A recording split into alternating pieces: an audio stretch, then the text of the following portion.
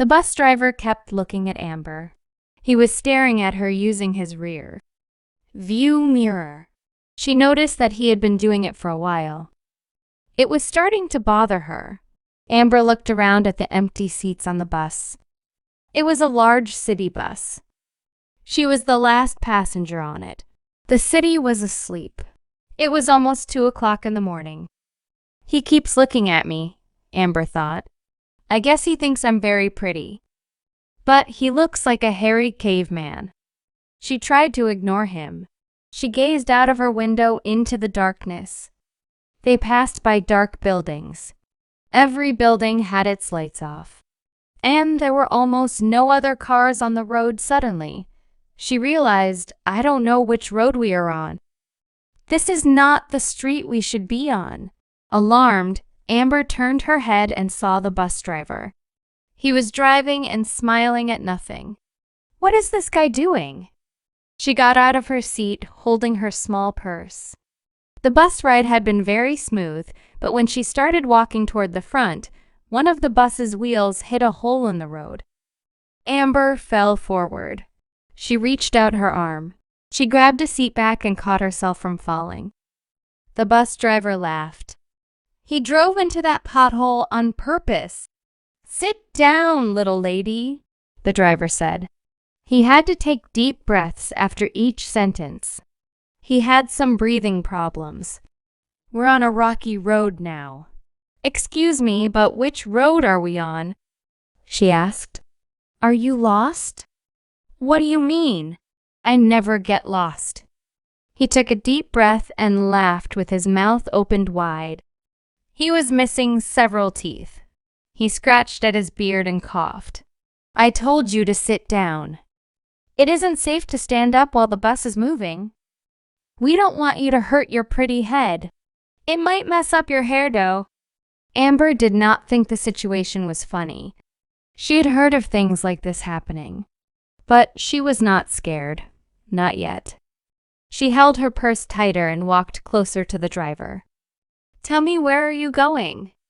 I do not recognize this road. This isn't the right way. It's right for me, the driver said mysteriously. Instead of looking at her in the mirror, he turned his head to stare at her. There were cookie crumbs in his beard. His eyes were red and bloodshot. Even from her distance away from him, Amber could smell him. Did this guy take a shower this year? He stinks. Without warning, the bus driver reached out at her. Amber stepped backward and he laughed again. I'm just messing with you, he said, breathing heavily. Stop worrying. I am a professional. I know what I am doing. Amber did not like this.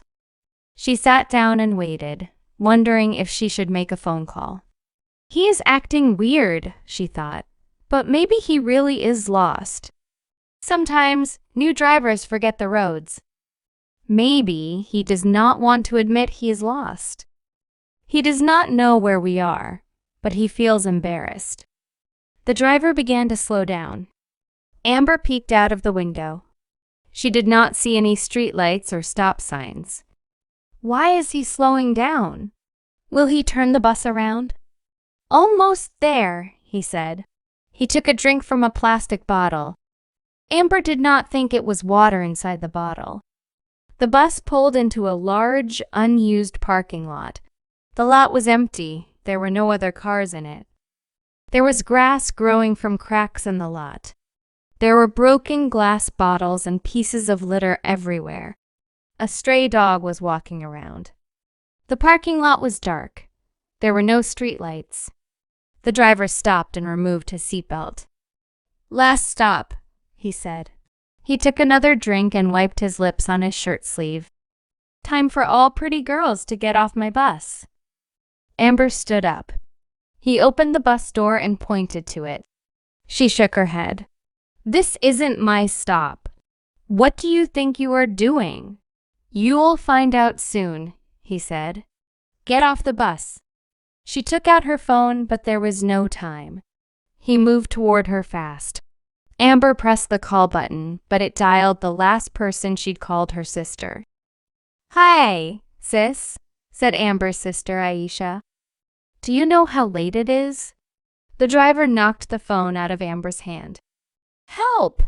I'm on a bus and the driver is crazy." The bus driver stomped on the phone with his boot. Amber could not get past him. He was holding up both arms. She could not exit the bus now. "I should have got out when I had the chance," she decided. "But every bus has an emergency exit." She turned and ran to the back of the bus. The driver followed her. Amber made it to the emergency back door and turned the door handle. She kicked back at the driver, and he stopped for a second. He was out of breath. "Don't run away from me," he said. "I'm not a fast runner." Opening the door, Amber jumped down. Her ankle twisted and she fell on her knees. The driver took a slow step down. It was hard for him to move around.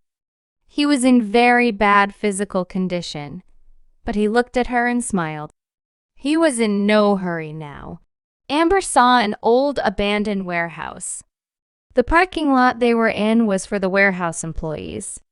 But now, this business was gone. Closed forever. Most of the businesses in this part of town were closed. The buildings were not used by anyone. There weren't any houses around here either. This was the emptiest part of town. Even if she screamed, no one would hear her. "Why did you bring me out here?" she asked. She knew it was a dumb question, but she wanted to keep him talking. Perhaps she could talk him out of his plan. She could make him realize he was making a mistake. She could tell him that he didn't want to hurt her. "You need more patience," the hairy driver said, walking toward her. His walk was funny. He walked more like a duck than a person. But there was nothing funny about his behavior. "Have patience," he said again. "You're going to learn why I brought you here. I will teach you. I'm going to teach you until you understand." "You're crazy," she yelled, talking a step back. "Somebody help me. Love is crazy. And I'm in love with you." He laughed again, then spit something on the ground. "By the way, you can yell and scream as much as you want to, but it won't do any good." Amber turned in a circle, looking around her. She already knew he was right. No one could save her. She was alone. Then, she saw something. Amber saw a small light in the darkness. There was only one tiny light coming from a small, old building. The building was on a side street back behind the warehouse. Inside, a golden light was flickering. "Is that a candle?" she wondered, since the light was not steady. It was flickering like a candle flame. If there is a candle, then somebody must be inside. They would not leave a candle burning by itself. She ran in the direction of the flickering light. Her ankle was hurting her, but she had no choice. She had to take the pain. The man behind her was coming. He was not going to change his mind. "Young lady, there's no reason to run away," he said. "You'll like me once you get to know me better." "That's not going to happen," she shouted. "Get away from me! Where are you running to? There is nobody out here." She kept going even though her foot was hurting a lot. She was getting nearer to the building with the candlelight. It seemed like that was the only place to go. It was hard to see. The night was darker than usual. There were clouds in the sky covering the stars. The moon was hiding behind the clouds too. But Amber could see on top of the building. On the roof of the building was a cross. "Is that a church? Out here in the middle of nowhere?" She got closer and saw, yes, it was a church. The church looked abandoned too.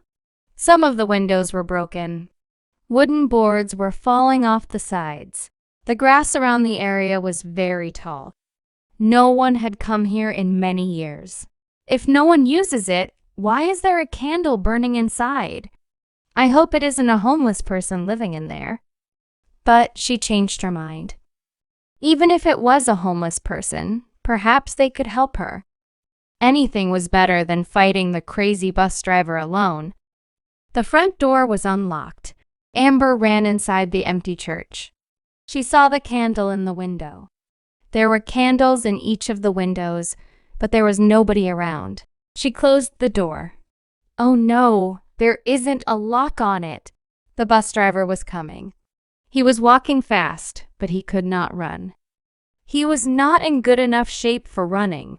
He was out of breath. I told you, don't make me chase you, he said, looking through the window.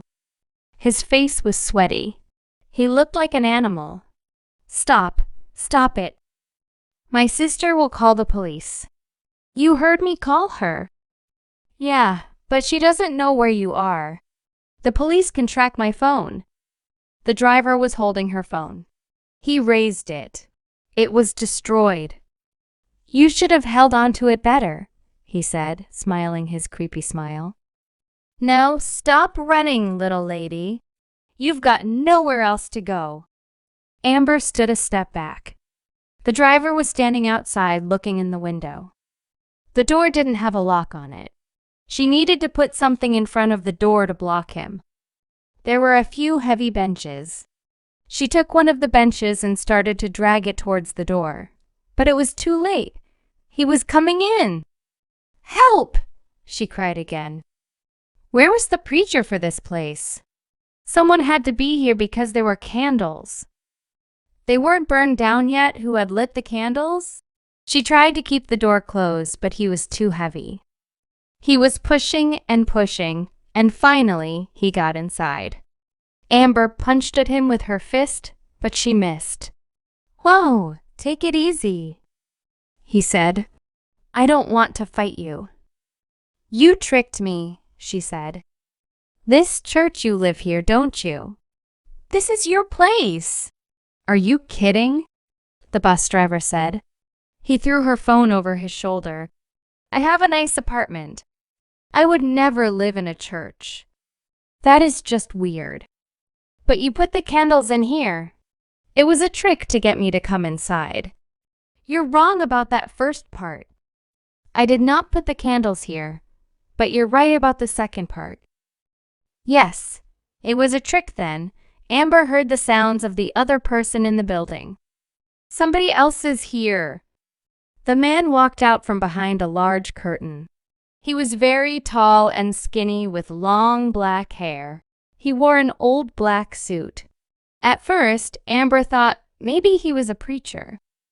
Like the bus driver, the man smelled terrible. He looked like he had not taken a shower in a long time, and he looked very hungry. Hi, Fred, the fake preacher said to the bus driver. Nice catch. You brought a good one tonight. But next time, bring me something to eat. You know I always like a good cheeseburger. Stop complaining, the driver said. And why did you call me Fred? Now she knows my name. So, who will she tell? Amber was trapped between them now. The driver was standing in front of the door, and the preacher was walking closer and closer. You're right, said Fred the bus driver. He looked at Amber with his red eyes. The dead tell no secrets, Amber pleaded with the two men. You don't have to do this, she said. You can stop now. You can let me go. The fake preacher looked at his partner, Fred the bus driver. You are very persuasive, young lady, he said. He smelled like a dirty toilet. He reached his hand into his pocket. Amber watched, wondering what he was going to do. He took out half of a cheese sandwich from his pocket and started eating it. You think we should let you go? Yes, and you won't tell anybody? No, I swear, she said. You won't tell anyone what we tried to do? If you let me go, I won't tell, Amber said. But have you two done this to other people? Have you done this before? Fred laughed and coughed. Sometimes a man needs a hobby, doesn't he? He wiped the sweat from his beard and took a step closer. Listen, honey, you aren't going to talk your way out of this. We won't let you go. So relax. Wait, the preacher said. Let her finish talking. There is no rush. I like the sound of her voice. I like the sound of her screams, Fred said. I don't care about the sound of her talking, though.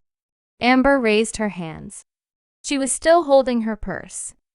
Guys, I want to give you every chance I can. I want you to realize that you have a choice. You can stop this at any time. The preacher sat down on a bench. He crossed his legs and stared at her. He seemed very interested.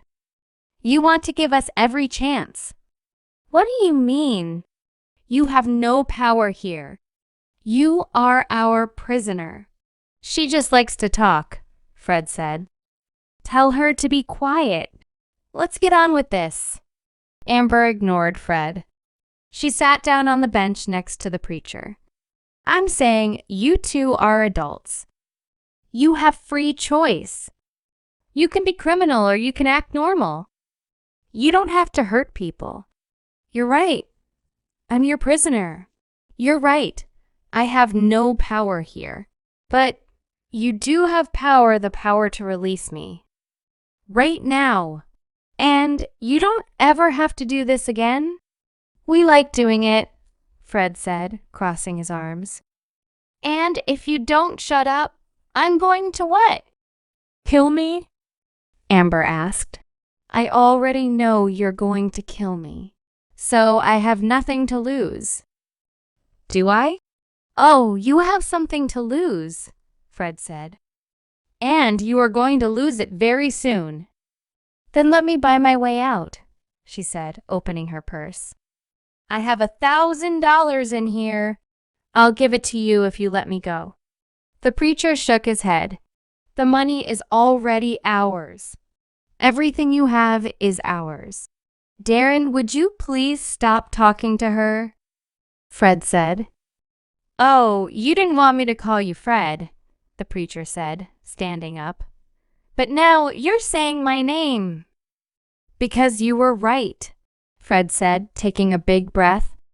What difference does it make, Darren? Who is she going to tell? You're both right, Amber said. I won't tell anyone, and you won't either. She took her small gun out of her purse and shot Darren, the fake preacher, once.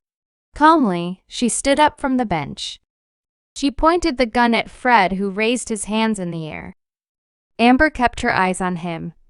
Then she pointed the gun back at Darren and shot him 2 more times. She wanted to make sure he was dead. Whoa, don't kill me, Fred said. We were just messing around. We weren't really going to hurt you. You said you've done this before? No, I was lying. It wasn't true. I only said that to scare you. I gave you every chance to let me go, didn't I?